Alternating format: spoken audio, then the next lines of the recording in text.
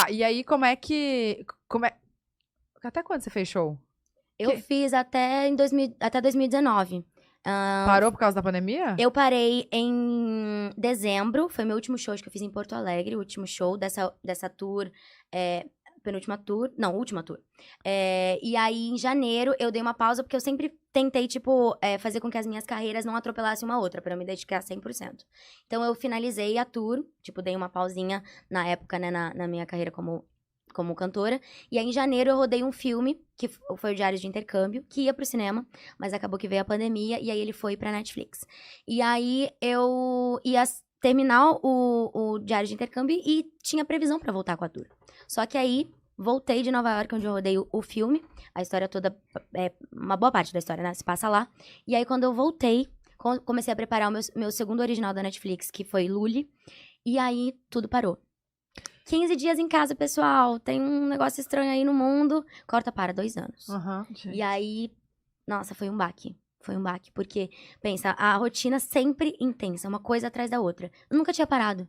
Eu fui descobrir a minha casa, que eu morei durante 12 anos aqui em São Paulo, na pandemia, em 2020. Tipo, os cantinhos, tipo, o que é ficar em casa? Sabe? Fazer o que eu tenho vontade de fazer. Descobri cantos da minha casa que eu não sabia que existiam, que eram tão gostosos, que era tão bom poder ficar. Mas aí passou o tempo, eu falei, não, vambora, vamos voltar. Porque é isso, eu aprendi a valorizar o meu tempo, o aqui, o hoje, o agora.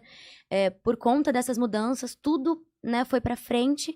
E entendi que a gente, por mais que eu goste de fazer os meus planejamentos e sempre siga sonhando, a gente não tem controle de nada. Então, a gente planeja aquilo que tá ao nosso alcance.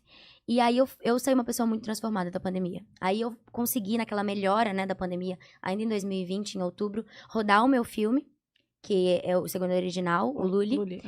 E aí, no meio desse caminho, eu falei, poxa, como que eu faço pra me sentir produtiva? Porque no ócio eu nunca consigo ficar. Pessoa workaholic, capricorniana. Imagina. Então, sempre produzindo. E aí, eu comecei a gravar as músicas do meu último álbum. Então, eu meio que dei uma pausa, querendo já voltar.